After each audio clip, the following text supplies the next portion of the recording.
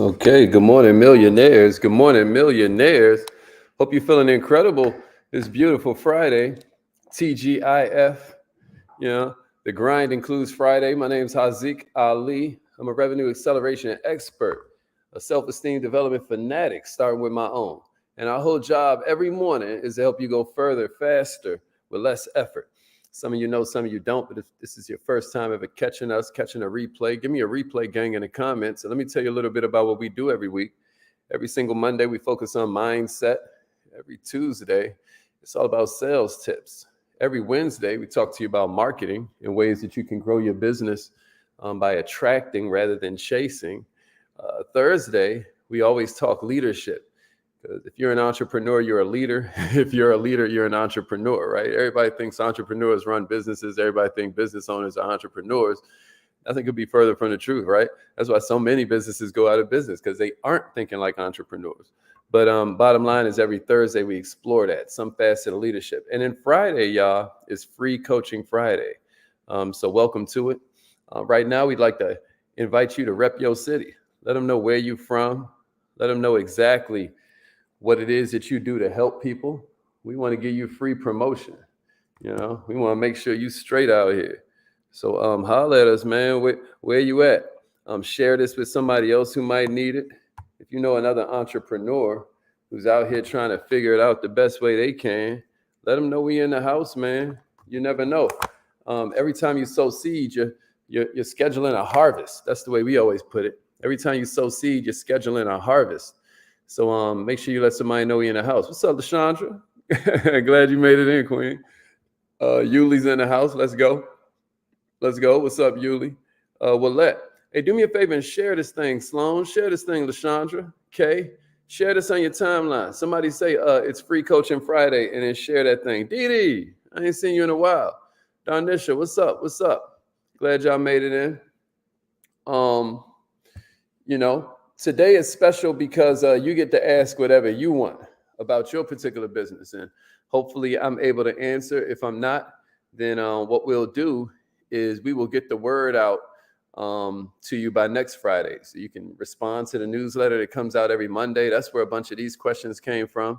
Or you can throw it inside. Appreciate that, Queen. Thank you very much. Or what you can do is throw it inside the comments. And then if I see the question, then I'll try to jump into it. We got a real special Kaizen Academy coming up this next Saturday. First, we were doing it this Saturday, but we're pushing it the next Saturday. It's called Train the Trainer. A lot of people have asked me, they know, 10,000, 20,000 in a weekend. How do you do that? I'm going to give away all the secrets. There's not a business that's paying attention to us right now that cannot be grown by your ability to communicate better and put on better events, et cetera, so forth. So that's what the next Kaizen Academy is about. Let's jump into some of these questions so that we can make this as robust as possible. Somebody wrote me in, they were like, hey, Mr. Ali, I feel so talented, but everybody keeps telling me I'm missing my potential. What am I doing wrong? I feel so talented, but everybody keeps telling me that I'm way beneath my potential. What am I doing wrong? Anybody can relate to that?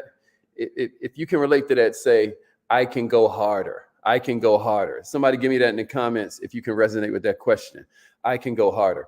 They're like, I feel talented, but anybody used to hear that in school all the time? Like, she's just not working to her potential. Or, he's just not working to his potential. You ever heard that before, Damon? Anybody ever told you that? Yeah, somebody say, I can go harder if you can resonate with that. I'm going to give you, I actually had talked about this in one of the newsletters, right? So you eat the fish and leave the bones. If you're calling in on a live line, you can push *6 and unmute yourself if you have a question. But here's the best answer I have for that. If you feel like you are robbing yourself of your potential, it's probably one of these 5 areas, right? One is you're trying to please everybody. If I say one that applies to you, then throw it in the comments, tell the truth and shame the devil. 2, imitating the desires of other people. Like, you don't even really want this dream that you're telling everybody you want. It just sounds good. Like maybe you didn't even want to be a doctor, or maybe you didn't even want to be a lawyer. Maybe you were doing that to like please your parents and whatnot. Or maybe you don't even want to do what it is you're doing, but you were doing that to please your friends. You wanted to do that to make everybody around you not feel a certain way when you do who you really when you become who you really want to become, right? That's going to stop you from your potential. What about chasing status without questioning why? That's going to rob you of your potential because you're doing it for the material, but you're not doing it for the intangible, right? You're doing it for the physical, but you're not doing it for the spiritual. That'll rob you of your potential. I'm just throwing out different things out there, Queen. I don't know exactly what it is you do. You didn't tell me a lot about yourself, but I will tell you, trying to please everybody, trying to imitate the desires of other people, trying to fulfill the desires of other people, chasing status without thinking about why you're doing it. These will all slow you up. Fourth and fifth one is number 4 is playing superhero and trying to do it all alone. You got to remember, delegate or stagnate. Delegate or stagnate. You can't do it all by yourself. And the fifth way that you're probably robbing yourself of potential is what we just covered yesterday on the leadership training, and that is focus. You're probably not focused enough. If it's not any of the other 4, then you're probably dividing your time among too many projects, and that's going to mess you up every time. So I hope that was helpful. All right, y'all, it's Free Coaching Friday. We're going to keep this thing going. Okay, Daryl said his was playing superhero, trying to do it all alone. You know what? I feel you on that, Daryl. I feel you on that. Did any of those hit anybody else? Did 1, 2, 3, 4, or 5 hit anybody else? Dee said 4 and 5. I could dig that. I could dig that. Okay. Yeah, Daryl said and 5. Trying to do it alone because it's my passion. All right. Good. I'm glad that we hearing from you. Okay. Next question we got. Somebody was like, why don't my prospects take me seriously? When I communicate with them about my business, they ignore me. They don't want to listen. I love telling people about my side hustle, but people ignore me. Check this out, y'all. I loved this question right here because I think a lot of people subconsciously are obsessed with this concept of a side hustle. Everybody's always talking about a side hustle. Listen to me. When you refer to what you do as a side hustle, it screams that you're thinking small. It screams that you don't really want to make more money than you do right now. You hear what I'm saying? No. If you're starting a biz, if you're really coming from a spiritual place, if you understand entrepreneurship is at the perfect crossroads between faith and service, I'm going to tell you something. You ain't there because you on this tip like, oh, this is something I'm just trying out. Check this out, man. Check this out. You need to be starting a business because you're pursuing your life's work. You need to be starting in entrepreneurship because you're looking to dedicate the time you have. You should be seeing this through for a decade minimum. You should be starting day 1 knowing you're still going to be here year 10 in the beginning. People don't respect it until it looks like your life passion. You hear me? That's what's throwing it off. Am I right, Jerry? That's what's throwing it off. You know, and I know that the people you're talking to are way more impressed with your enthusiasm than they are with your wisdom. You hear what I'm saying to you? Come on now, tell the truth and shame the devil. Somebody know what I'm talking about. They don't care about your facts and data. What they care about is if this is your passion. If you're just a dabbler, they're going to say, no, I don't want to get on if they're going to be getting off. You know, why I want to step on just in time to watch them go away. Come on now. So what we do is we back off that.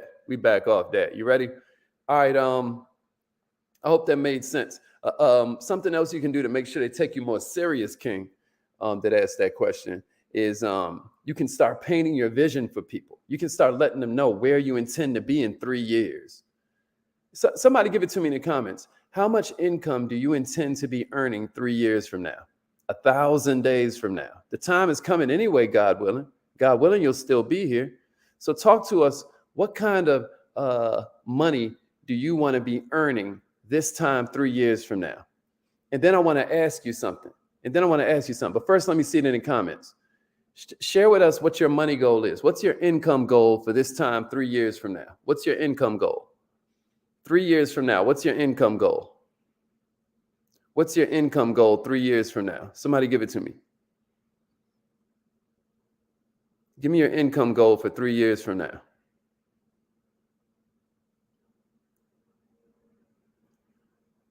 Let's see.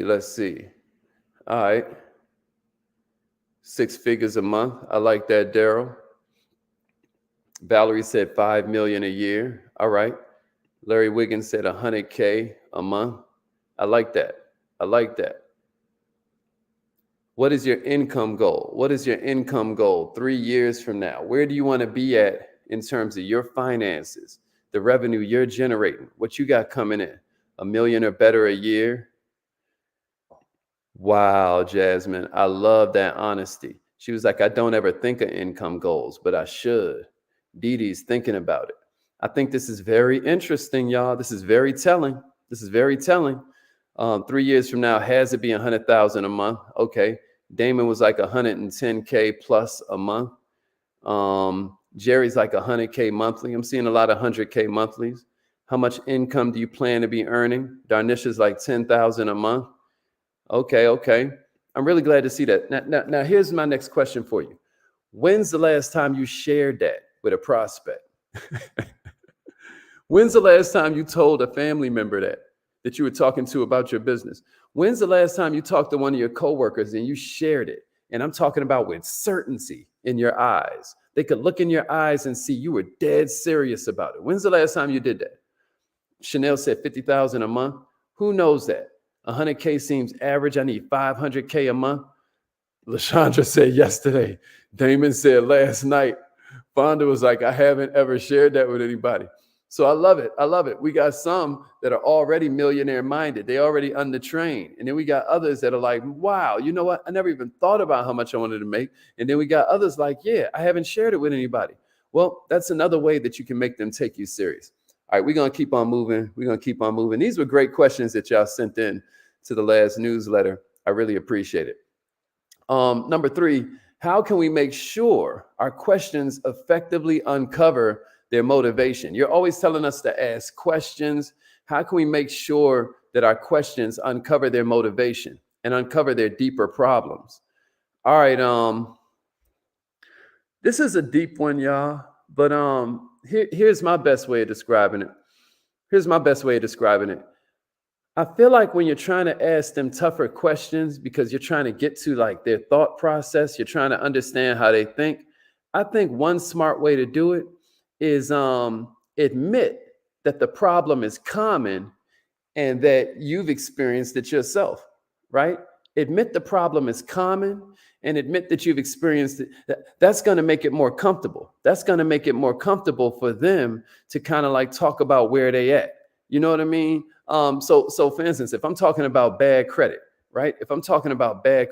Yeah, that's the question that we're answering right now, Jasmine. Thank you for that.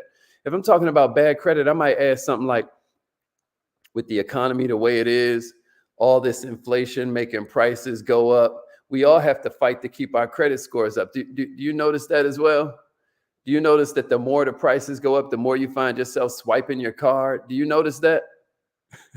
You see what I did there? So it's like, I'm like, do you notice this as well? Because now it's allowing me to bond with them. It's allowing me to create rapport instead of me being way up here and then they're way down here. You know what I mean? Where the gap is widening between us. I'd rather bring us closer together. I'd rather relate. Am I making sense, y'all? Am I making sense? So that's a good way to do that. Somebody else asked me, they were like, yo, I sell credit and other financial services, but my prospects compare me to all the companies out there. Some are even cheaper. What can I do to separate myself without looking desperate? Great question. Anybody ever experienced that before? Anybody ever wanted to separate themselves from the crowd? Good morning, Dr. Marilyn. You ever felt that? If you've ever felt that, somebody say, always be different. Always be different, and then give me a share. Always be different, and then give me a share. I'm going to give you a couple examples of this, and then I want to get your brain working and see what you can produce, right? So if you've ever felt that you were getting lumped in with other people that do what you do, somebody say, always be different. and then give me a share. Always be different. Always be different. That's right, Fonda. You can't be outstanding unless you're willing to stand out. You can't lead the you can't lead the orchestra unless you're willing to turn your back on the crowd. You got what I'm saying? You got to be different. You got to be different. You got to be different. Always be different. Always be different. So check this out. If you're getting lumped in with everybody, then we call that a commodity. We call that a commodity. If you study with us in the Kaizen Academy, you know that I've shared with you in the past that there are really only three different markets, right? There are three different markets that people use to offer you things. There's health, there's wealth, and there's relationships. We'll dig into that on one of these Marketing Wednesdays. But when the first person ever came along and said they were doing health, and then everybody started making, they started making a lot of money, teaching that health is a thing, that, oh, I know these guys are dying at age 35. I know how we can live until 40. Or, hey, I know that guy died a horrible, painful death, but that's because of this thing called a pancreas, or that's because of this thing called a liver. Like, right? They're talking all the health stuff. And then this person notices that they're winning. This one notices they're winning. Now everybody's teaching health until it becomes so saturated with competition that they're forced to drop their prices. So this one starts dropping his prices. She starts dropping her prices, and it becomes a race to the bottom because you're a commodity. At the point everybody's doing the same thing, or at the point everybody is perceived to be doing the same thing, well, now prices got to drop. You with me? Now prices got to drop. So what is my point here? What is my point? My point to you is that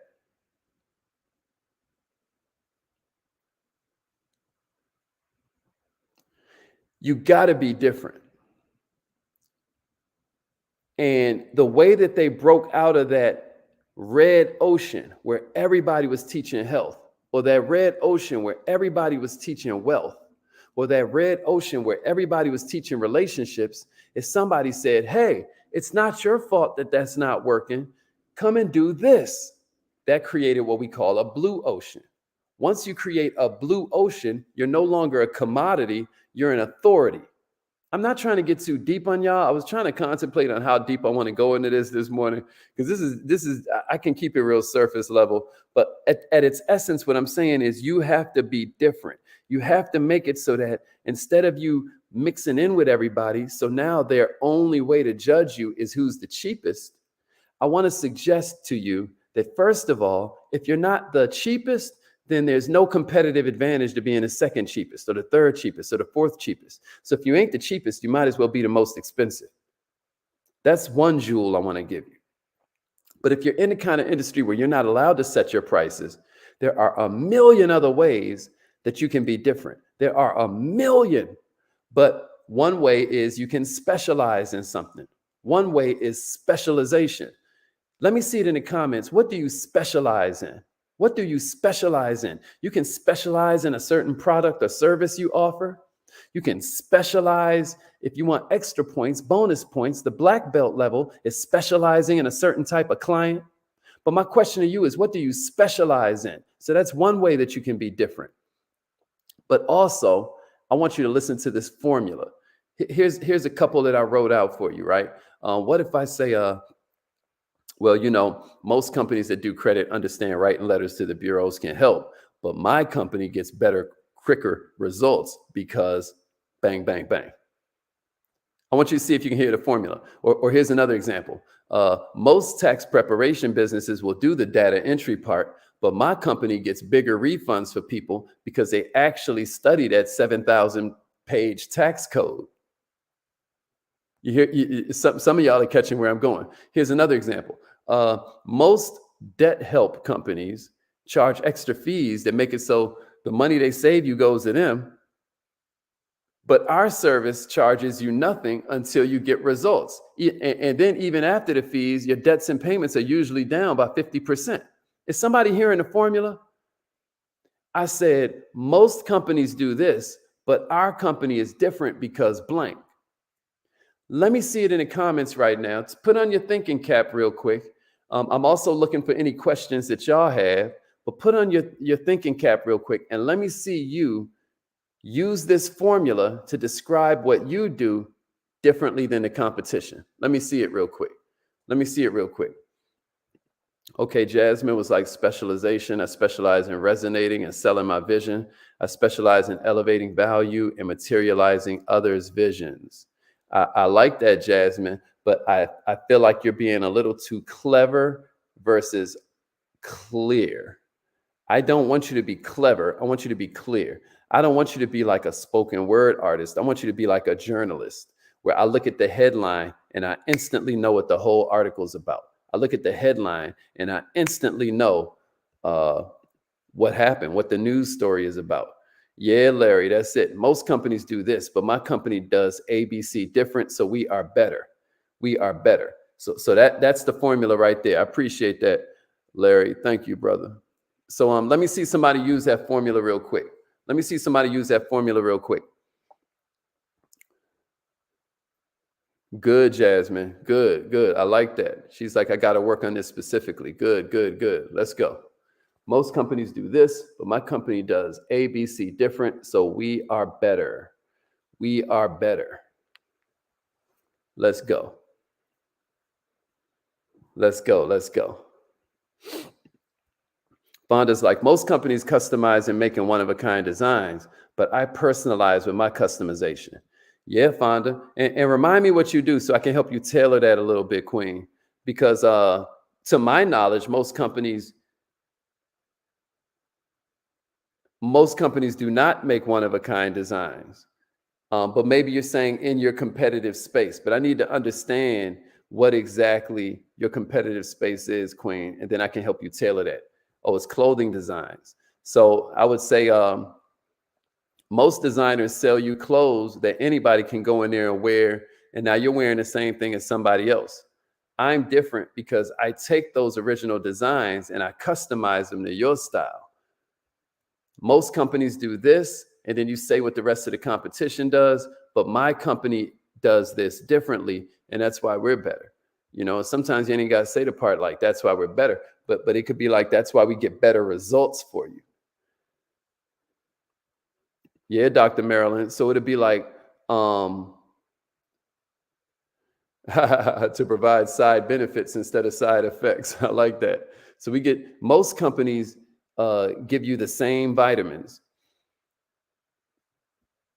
My company is different because we diagnose your problem first and then give you a specific combination that'll give you side benefits instead of side effects.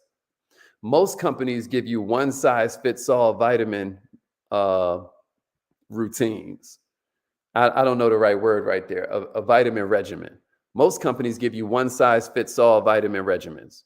We diagnose specifically your blood type, your hair type, your posture, your diet, your weight, your height, your genetics, your family health history. And we tailor our health and wellness plan to your specific avatar. This is how we prevent side effects and instead can give you side benefits. You see what I'm saying, Dr. Marilyn? Did that help? Did that help? Come on, let me see somebody else use the formula and then we'll move on. I can probably take one more question today. Tammy was like, most wellness centers focus solely on your physical health. We're different because we focus on the three major aspects of your life: your mind, your muscle groups, and your money. I love that, Tammy. That's it. That's it. Raina was like, hey, my name is Raina Gaston. I specialize in helping people put insurance on their paychecks to keep it coming to their family for 10 years past their death. This creates generational wealth tailored to your budget. I also have investment specialists ready to help put clients in great investment vehicles. I can help you save, make, and accumulate money in the best way known to man in our day. When the economy shut down, we had our biggest payout to both our clients and to our... Yeah, I like where you're going with that, Raina. So what you want to do is you want to put it in place where you're like, most companies do this, but we're different because we do that. Thank you, Dr. Marilyn. I'm really glad that you got that. I'm really glad that you got that. All right, y'all. So homework never expires. Y'all keep on playing with it when you're watching the replay, etc. All right. Last one, of course, Raina, of course. Last one probably for today. Looks like we out of time. Is I love talking to new people, but different members of my organization don't seem to enjoy it at all. What personality type are they, y'all, if they love talking to new people? What personality type are they if they love talking to new people, y'all? I love talking to new people, but different members of my organization don't seem to enjoy it at all. How can I help them get over the fear? Listen, y'all, I believe that you need to teach them some rejection-free approaches. That's right. That's right, Naira. They are a summer personality. Summer is the socializer. That's exactly right. That's exactly right. They're extrovert. We call them a summer personality. Jasmine, if you reach out to me, I'll give you a training we did on the personality types. Those are like the 4 secret languages of your prospects. Yeah, Shirley Nixon was like, most travel companies are charging to inquire about a cruise, but we don't charge to inquire because we want you to save that money for the vacation. I love that. Damon was like, most companies sell services, but I'm good at uplifting people and getting people to believe in themselves. Woo! That's it. That's what I'm talking about. Yeah, Damon. Good stuff. Good stuff. All right, I see a couple people asking for the personality type training. Here it is. I just put it in the comments. So if you're watching from the Millionaire Minded page, it just showed up in the comments. If you're watching from YouTube, that's the training on personality types. Let's get it. Let's get it. All right. So for this person that said their team don't like talking to people and they can't understand it, we know they're a summer personality. What I say is teach them rejection-free approaches. One of my favorite rejection-free approaches is benefits plus permission. That's where you give them the benefits of what it is you do and then ask them for permission to tell you more. So if I'm riding in an Uber with somebody, I'm like, after we make small talk and build rapport, right? We know rapport is 80%. People like to buy from you. They hate to be sold, right? And they want to buy from people they know, like, and trust. We know that. All right. So check it out. If the vibe with them is that we're going to say that they are a Uber driver, then I might say, hey, my cousin actually drives Lyft, and she was just telling me she found like a way to make an extra. She's like, she make $500, $700, extra $1,000 a week without even messing her car up, without even having to take more drive. Do you want to know how she did it? You want me to introduce y'all? Boom. So I gave the benefit and then I asked for permission. And guess what? If they don't, they didn't reject me. I don't feel rejected. If anything, they rejected my cousin that drives Lyft, or they rejected my homeboy that I was telling them about that does what they do and is achieving these amazing results. So I gave them the benefits and then I asked for permission. That's rejection free. Another thing you can do, y'all, is start practicing on your children. Somebody say that in the comments. Practice on your children. Practice on your children. If you were on that masterclass I just did on closing the other day, then one of my favorite is when you hit them with the what's going to be easier for you. So you can practice that on your kids. You can be like, so what's going to be easier for you? Eating all your vegetables or never getting the Wi-Fi password again? Now you're getting used to talking in commercial conversation. Am I making sense? Practice on your children. That's right, Nare. That's right, Jasmine. Practice on your children. Yeah. You felt that? You felt that, Damon? Yeah, that's right. Edification is like a shield against rejection. I ain't mad at that summation, Larry. Yeah, practice on your children, Kay. Practice on your children, Fonda. All right, y'all. I hope this was a good free coaching Friday. Scale of 1 to 10. Did you enjoy this? Type your biggest takeaway in the comments. Do me that favor. I don't ask for much, y'all, but I ask that you type something in the comments that somebody else can learn from. I ask that you share something with somebody else. It's affirmation time. Let's go get it. Let's go get it. I love y'all. Repeat after me. Here we go. I am so happy.